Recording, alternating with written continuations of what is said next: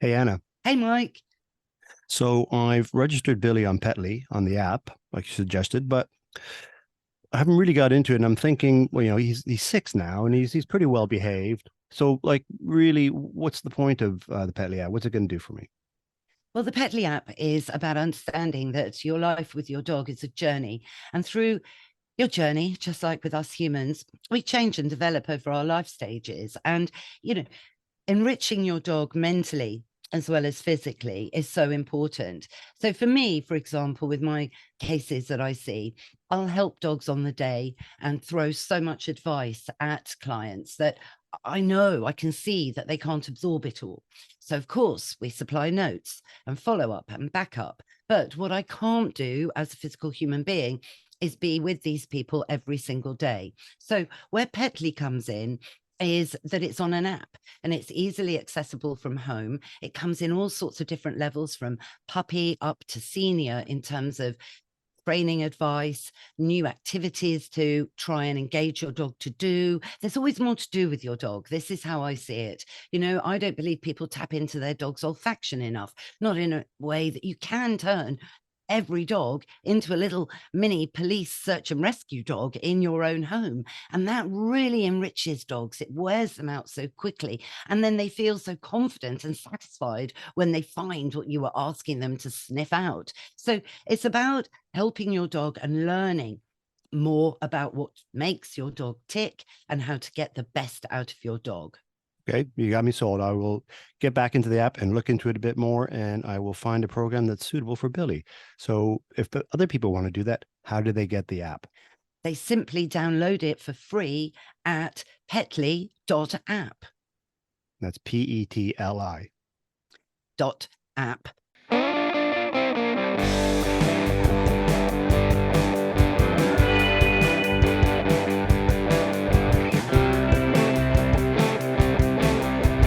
Mr. Binks, there's been an awful lot in the news about the XL Bully being added to the Dangerous Dogs Act. Well, that's why we're jumping on Zoom now for a special bulletin episode of A Dog's Life. We're going to be joined by Amber Ellis from the official XL Bully Coalition and by Felix Robinson from Pet Trust UK. I'm Anna Webb. Welcome to this special episode.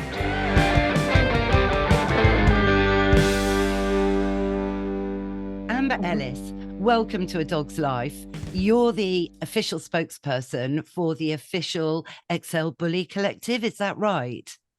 Yep, for the official Bully Collective, that's right. Fantastic. We're also joined for this very special bulletin episode of A Dog's Life by Felix Robinson from the Pet Trust UK. Yeah, hi there, everyone. Oh, no, thanks ever so much for joining, because you know that I'm very, very dead against, this XL Bully ban. It's not going to work. We all know that. And for me, I just think government hasn't been totally clear in indicating really who's going to pay for all of this. And it certainly, I think, will be coming out of everyone's UK tax bill, So, Amber, you go first. Explain why we're chatting today and why there is an urgency to raise funds by next Monday to help revoke this XL Bully ban. So I think hopefully everyone's aware by now that obviously Rishi Sunak announced on the 15th of September that he has every intention of adding a fifth breed to the banned breed list. The fifth breed being the American Bully XL. Currently, we are raising funds to challenge this by form of a judicial review. We have a wonderful solicitor working for us. Her name's Rebecca. She works for Tucker Solicitor. She's doing an incredible job of keeping the public up to date with the legalities. We have the most phenomenal barrister, creme de la creme. His name is John Cooper, King's Counsel. He is absolutely incredible. He was silked in 2010. He's taken the case on. He's already started part of the legal process. We are essentially trying to U-haul the XL Bully ban. There is no political agenda. The agenda is genuinely to protect the dogs and challenge the data, because the data is just not what they say it is, quite frankly. It's not credible and it's not government sourced, and that is the sole issue. So part of this legal process was to action a pre-action protocol letter in judicial review. The amazing team at Don't Ban Me, License Me have been working tirelessly to get information over to the barrister and start fundraising. We've all come together as a collective to work as a unity for the dogs. At the moment, it is absolutely harmonious. Things are going so well. Our barrister made that first movement. That cost us a hefty, I think, nearly £7,000. We need to raise £150,000 capital in total. This is for the judicial review, essentially. This is the capital that we need to have for the government to be willing to accept this and engage with us. This letter was actioned 5 days ago now, I believe. So I think we're 9 days into raising the funds. We've got 9 days left, sorry, to raise this amount before Thérèse Coffey, DEFRA and EFRA must respond as per the letter that the barrister instructed. And yeah, we're about £110,000. We should be anywhere between £108,000 to £110,000 now, between the official and what's been raised via the most amazing bully link up on Saturday that was held by Steelhouse Bullies. That was incredible. We had Howard Sparta Bullies there with them, hand in hand, collecting donations. Some wonderful pet owners, breeders alike, all turned up. Even some little boy travelled all the way from Hull with his piggy bank. He emptied the contents of his piggy bank into the bucket. It was absolutely beautiful. But time is ticking for the judicial review, for the funds. So we really are pushing now for the public to understand and trust us, support us, believe in us and help us. The blanket ban it's such an encompassment. It will indirectly target so many other breeds. It's such a broad confirmation. 19 inches toe to wither and 20 inches toe to wither, male and female. Honestly, Anna, it's just shocking. It's terrifying, quite frankly. Amber, I agree. Let's just, pause here on these measurements, because this is the key flaw of adding the XL bully, isn't it? People have listened to quite a few episodes I've done, and of course, it's a mongrel, basically, the XL bully in a way. It's got a lot of different breeds in it, so there isn't a particular type. And so what they've done, like they did with the pit bull, is create measurements that would encompass an average XL bully, but it would also encompass a lot of other breeds, from a Cane Corso, for example, or even a Great Dane, or mixes of, a Boxer Cross Labrador even could fit into these measurements. And so this is where it's ridiculous, isn't it, quite honestly? And this campaign to raise the fund to challenge government, I think, is amazing, because also, I was under the understanding that EFRA has got science to prove that, it is deed, not breed, that particular breeds are no more aggressive than any other breed. Correct me if I'm wrong there, Amber. No, you're absolutely right. And these were some of the most eloquently advocated for points in the EFRA hearing on the 18th of October. It was majority against the ban. There was only one person there, in my opinion, inappropriately placed, of no relevance, of no dog experience, so neither qualified nor relevant, if I may say so. But the majority was absolutely against this. The RSPCA, as we heard Samantha Gaines say, she stepped out because DEFRA weren't listening. So that speaks volumes, doesn't it? Because Samantha Gaines, as an extensively qualified individual, science is something, it's one of the many things that she actually has a degree in. And it's so fortunate I got the opportunity to speak to her earlier. We talked freely for about an hour and a half. It was incredible. And that was one of the things that she said, much like yourself, Anna, the science is lost. It's been lost now. It seems to be, I don't know what it seems to be, but it's absolutely not scientific. It's not credible.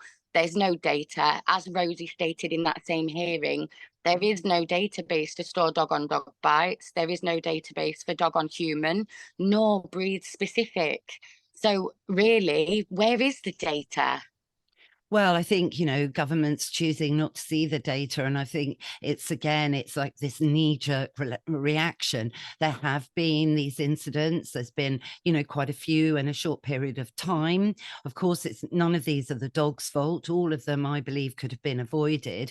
But it is the human's fault, you know. So really, I'm sure everyone listening as well goes with me on this. What we need to do is just totally shake up dog ownership in this country, bring in a dog license that works, bring in responsibility, bring in local authorities that can help, can support, that can educate.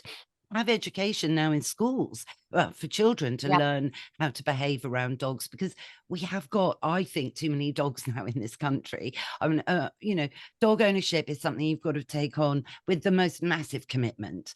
You know, dogs aren't just for the weekend, they're for every single day. And that's something, you know, that I see in behavior work that upsets me across all breeds.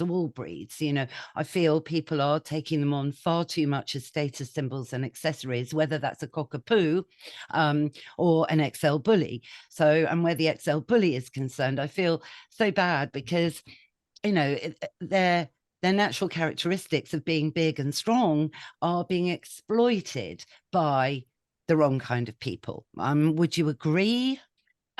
Yes and no. I think it's one of those. I think it's, as what does Thérèse Coffey coin it, rocking and rolling. It's one of those things, rolling with the punches. Every year there's a new designer dog, and unfortunately for the good dog men and women alike, for the good people, for the good responsible breeders, this dog was targeted as a designer dog. It did gain popularity, but again, that falls victim to lack of regulation, lack of accreditation, certification, lack of enforcement. It's a lack of everything, and time again, history repeats itself. And as you've just said, it's frustrating because it's environmental damage inflicted by a human being then reflected in an animal, and it's so unfortunate. But I don't believe they're exploited. I just think they've fallen victim to unfortunate circumstances on a few occasions, but they're certainly being vilified. There's no data to show that there is this amount of attacks that American bullies are responsible for. There's absolutely none. We know of 4 confirmed attacks. Other than that, it's always time and time again suspected, and it begs the question, what was it all for? Because on the 31st of October, when the dogs were announced as a banned breed, papers started announcing that stories they'd reported on XL bullies weren't XL bullies, just to put salt in the wound. Well, in a way, it was, yeah, putting salt in the wound. But it's terrible. But as it stands, I mean, you know, I read the government report, what all XL bully owners now have to do. And you might know that in London, we've got this ULEZ thing going on, okay? And government's giving people with cars that aren't ULEZ compliant £2,000 to scrap their car. And I'm reading what the government was saying about XL bullies. And when I got to the bit about how £200 would be donated to the owners to help with the euthanization, you know, putting them to sleep. I just thought, I don't believe it. I mean, that's just dreadful, isn't it? It's been referred to as the puppy scrappage scheme. So it's ironic that you've used the expression to scrap your car in for 2,000, but our dogs are worth 200. It's insulting on a variety of scales. It's insulting to think that a pet owner would hand their pet in under the assumption that they're going to leave with £200. It's insulting to think that you are allowed to put that kind of pressure on a veterinarian, no matter how long they've been in that industry, to put that kind of pressure. It applies pressure to the code of ethics. Like, veterinarians signed up to help animals, to better the welfare of animals and the treatment of animals in general on a huge scale, right? And they provide education, information, help, resources, aftercare, everything. Okay. Yeah, no, I understand that. You expect them now to euthanize a healthy, perfectly temperamented dog. Absolutely. No, of course. So, I mean, it's just horrific. You cannot subject a qualified a qualified person like that to that kind of pressure and expect them to cope with it. That's not, David Martin referenced in his EFRA hearing on the 18th, 94% of veterinarians that he questioned, which was a pool of 200, said that they would not euthanize a healthy XL bully. Oh, and quite right. But the problem is for these dogs with, responsible owners, they're now going to have to wear them, which I don't disagree with muzzles. I think muzzles are great when you train your dog properly to accept a muzzle. There's no harm in it. Muzzles are actually quite a useful skill, a bit like crate training for dogs to have, because you never know, you might, need to have a muzzle on one day. But it's the on lead the whole time and that aspect from the 5 freedoms, which, we know now, in addition to the Animal Welfare Act, will limit the dog's emotional, physical, and mental health, and general well-being. So that's also, awful for them. So that can be seen, I don't know, could that be seen as breaking the law under the Animal Welfare Act? There's a thought. It's absolutely something to explore, because it's a face cage, and what's to say, I appreciate a muzzle if you feel your dog needs that protection, if you need that protection, if you feel that's appropriate, that's fine. No one is to disregard that, but to have it as a blanket essential is just, again, it's vilification. It's a face cage on every single dog for nothing. Some of these dogs won't take to muzzle neutralization. They don't understand why their face and their muzzle must be covered and enclosed like this. It's not every, even perfectly temperamented dog will be able to process the impact that this is going to have on them. It's so, it's honestly, Anna, it's not normal. It absolutely does go against their 5 welfare acts, 110%, and it's not. But so does BSL.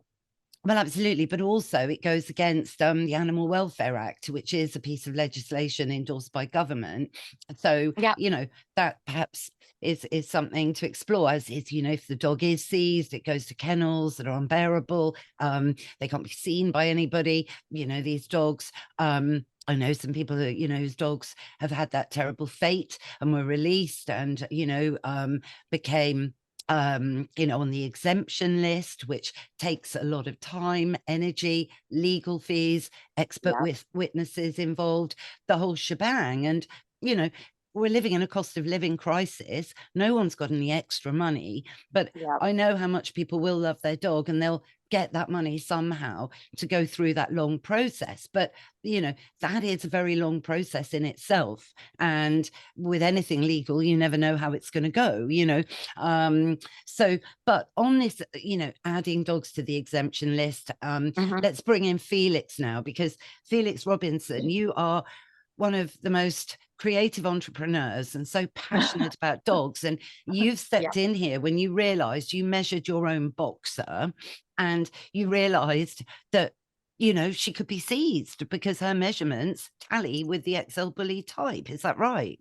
Well, I started thinking about the XL Bullies about 5 weeks ago, and myself and Glyn Saville had a Zoom meeting before the ban came in. And I was suggesting about the digital dog tag, and if it came in, we could put the 3 certificates on there. During that time when the ban actually happened, that morning I was on the phone to Amber and I said, oh my God, let me get in touch with my supplier. Let me see if I can get it white labeled. Let me see if we can rush it and put it through production. Literally within 24 hours, we've partnered with a payment provider and we've got pre-orders coming through and they're going through now. It was only 2 days ago I took a step back and I measured my own dog, Sammy, a boxer, and she measures 22 inch. And I sat there and I just cried my eyes out, because for the first time I've realised I'm a massive dog welfare person and I want to do everything I can for them, but I've never stepped in their shoes. So now, like Amber said to me, now you know. Now you are in our shoes. You 100% get why this is so important. And I don't think the audience of the UK are quite grasp the enormity of it, because they still think it's just XL Bullies. They are nowhere near understanding that if they've got a bulky, stocky dog with wrinkles, with a big head, that they are included. And I think education is needed. This is needed to get people to understand that they are included in this. Yeah, well, Felix, I mean, they're included, but you'd be able to prove quite easily, I would say, that Sammy is a boxer and therefore definitely not an XL bully. But some other breeds, absolutely, I agree with you. The definition isn't as clear. So it is an issue, and obviously there's so many fabulous crossbreeds, staffy mixes and the like that are likely But then they're not taking papers into consideration. It doesn't matter whether you've got a paper that says you've got a pedigree boxer or a pedigree Labrador. That's irrelevant. It's if you're on them sizes. Really? Is it really that? I thought this. So this is what is so intrinsically flawed about BSL, and I appreciate you so much for pointing that out, Felix, for the simple fact that your dog doesn't have to be an American XL bully. Your dog can match 50% of that type and still be deemed of type without it being of the descendants of two that should have bred this type. And this is why it's so important to stress to the public that this really is a blanket ban of large breeds. As I stated earlier, the confirmation is not correct. But yes, unfortunately, Sammy could very much be seized because he matches the other 50% of the requirements. She actually matches. She matches 75%. 75%. That's, I mean, it is mind-blowing. But I mean, I would argue that you could prove that Sammy was a boxer. I mean, and people have the right. DNA, heritage, lineage. Some of us have got embark tests and wisdom panels up to our eyeballs, Anna, and they're not valid. They don't count. It's about the typing and what the officer on the day deems to be of type, and then what the judge on the day deems based on the expert witness. And every now and again, the expert witness is not taken into consideration. Really? Absolutely. Really? I was reading a case earlier on social media where one of our valued expert witnesses in the UK, her decision was not taken as final decision. The judge actually ruled in favour of the officer. So the dog was then listed on the index of exempted dogs, but the dog absolutely was not of Pit Bulldog or Argentino, Fila Brasileiro, or any banned breed variant, nor was it XL bully type. Wow, gosh, that's a sobering thought indeed. But explain quickly how, Felix's digital dog tag in this scenario right now could really help XL bully owners, because there are thousands of XL bullies out there with caring owners. These dogs are great. These owners must be so scared at the moment. Like, I can't really imagine it. It's dreadful, but they will have to go through their steps. I mean, I like what you said, Amber, actually, about really, do bitches need to be spayed? If surely it just says neutering anyway, and if all the males are neutered, then they can't have babies anyway. So that's something else perhaps to throw in. But read the digital tag. It's going to be really useful, isn't it? I mean, if a policeman pulled Sammy over, for example, Felix, I think this is of type, and you say to the officer, no, she's a pedigree boxer, can't you see, this is what a boxer looks like, that would be irrelevant. They're not even interested in that. They have to be relevant. I mean, no, because hang on a minute, sorry to disagree, but I would say because the boxer is a registered breed with the Kennel Club, you can prove through the looks that that's a boxer. I mean, surely this isn't going that far, because then, basically, I mean, how many large breeds of dogs are there in the UK? Is this a way? This is like mass extermination. It's what we actually describe as thericide, which is when you try and wipe out an entire species of animal. And actually, when I describe this, Anna, as a blanket ban, I don't think you quite understand. This encompasses so many breeds that aren't even in the process of being vilified. As you mentioned, Carni Corsos, but that's a Molossus umbrella. The Molossus umbrella is 47 breeds alone by its own accord. So now you're factoring in all sorts of breed: American Johnson Bulldog, Old English Bulldog, some boxers, Mastiffs, Mastiff crosses, Labradors, staff mixes, just on presser scenarios, breeds that you wouldn't even think would be encompassed in this are encompassed in the typing. The typing is so broad, it literally allows for it to boil down to the officer's discretion on the day. So Felix's digital dog tag was going to be an aid that was essentially going to be pitched as mandatory, because something that Samantha Gaines references so beautifully is early preventatives. Now, that can only be done if information is accessible, which is where Felix has created this incredible digital dog tag with the concept of blacklisting and whitelisting. Whitelisting is only accessible to the public as per the profile you created for the dog for identification purposes, with all relevant information, pre-existing microchip number, insurance number, whether it be for a banned breed or not, with upload capacity for blacklisted authorities such as the police, charities and organisations like the RSPCA, potential dog wardens, expert witnesses in case of ACs, and better yet, in case of an exemption, the upload capacity of an exemption certificate. I'm willing to bet you now, no one will take their dogs out till their dogs are exempt. So the beauty of pre-ordering Felix's dog tag is that once you've got your exemption certificate, you can request for that to be uploaded onto the dog tag. Should you then still be brave enough to go out with your dog and the dog tag, the idea is, the concept is that dog tag is scanned, and if it's scanned by the correct authority, they will be able to access the exemption certificate. So essentially that stop and search is over. You can go and continue on your painfully muzzled on lead walk with your vilified dog.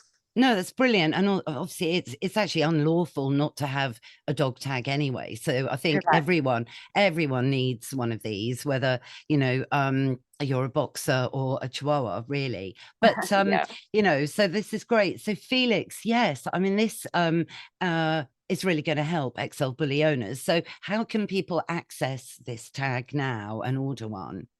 So you can go on to any of our social media platforms. We've got a link on there. There'll be a link on your notes, and you pay £35. £5 of that will be going to the fund to help fund for it. We're on pre-order at the moment, so because we've got to put them into production, but we'll have them all as soon as we can. Brilliant. But it just means that we're going to be saving thousands of man hours of police and RSPCA time. And not just that, it's the stress on the owner and the stress on the dog of going through all this. They'll be able to go outside with a little bit of peace of mind. No, absolutely. I mean, I think, you know, this is what we need. This is what we need money ploughing into, changing how we are living with dogs to be more responsible. I mean, that word responsible ownership, it's been used so much, I don't think people understand what it means. But this certainly, for all dogs to be traceable, because we all know dog theft is still rife. I think it's a really interesting concept, to be honest. But so can I just ask Felix, are you going to apply for Sammy to be exempt in advance? I'm going to have to. I'm going to have to. I haven't really got a choice because she is off type. And that's what was so upsetting the other day. And it's just like trying to get your head around that. No, gosh. She's not an XL Bully. And the penny just dropped. And it was like someone just hit me with a brick. And I think when the public realise that their fur baby, the one that's sat next to them right now, why they're listening to this, could be off type, I can guarantee you now, anybody listening will be going out and getting a tape measure and measuring. And if they're over that height, they are going to go into panic mode. Yeah, no, just give the measurements, Amber or Felix. So it's 19 inches toe to wither for a female. When you say 19 inches, where are people measuring, Amber? Where it toe to wither, the shoulders, it's from the toe to the shoulders. If you type into Google the height wither, yes, that is the height frame. That's the height. So what about the length of the body? That's not relevant. Right. Okay, that's interesting. It's just a stocky build. It is the description of the build. Right. Okay. So what about the head? Does that get measured? No, large blocky muzzle. Right. No particular inches involved. No, just it's described as wrinkly. Right. Okay. Right. If your dog's got a scissor bite, then your dog's exempt by its own accord, because apparently these dogs don't have scissor bites, so they have straight muzzles. Yes, but you And then get apparently variations. they have muscular shoulder blades. When I last checked anatomy, a shoulder blade was a bone and it couldn't be muscular. But however, this typing has muscular shoulder blades. Gosh, righty ho. Right. So how can people donate? The links are going to be in the show notes for this. It is quite urgent. Even if you can just spare £1 to challenge government on this. I feel like it's a bit of a revolution that I'm really on side with. Yeah. We're protecting so many people. I mean, the implications, Anna, are absolutely abhorrent. Right down to the very sitting notion of the fact that if you are a parent that has a child under social services or you've fostered a child, you will be given the decision between owning a banned breed or keeping your child. Wow. Okay. Gosh. Okay. So how can people, join in and help? So please go to anybody's social media platforms. We are the official Bully Collective. We're on Instagram. There's a link tree in our bio that has the direct link to the official legal fundraiser on GoFundMe. It's ran by Don't Ban Me, License Me. They're an incredible team. Sophie Cuthbertson is the face of that. So you can absolutely donate there. The other ways that you can get stuck in is just honestly, please raise awareness that this is so much more than an on-lead and muzzle situation. This is a large encompassment of so many dogs. This is turning Amber, lives upside down. can you just mention about the live that's on tomorrow? You just did, Felix. So that's brilliant. So what live's that? Yeah, so absolutely fantastic the way that our community comes together. We live in an era of social media, that's fair to say. So tomorrow we are blessed enough that our barrister John Cooper KC will be going live on Instagram with the president of the ABKC, our largest donor to date, who is Ryan at Monster Bully Main _kennels on Instagram. And our wonderful solicitor, Becky, she will also be on that live, and that's being held at 8 p.m. UK time, and it's 3 p.m. EST, so it's 3 p.m. American time for Dave Wilson and Ryan. Fantastic. Well, hopefully people that have tuned in time will be able to log on to that. So listen, Felix, thank you so much. And I'd love to learn more about this digital dog tag. It really sounds like it's got loads of extra benefits. We'll definitely do an episode on it coming up. But our social media is Pet Trust UK, and it's the same on all social media where you can get the link to buy it.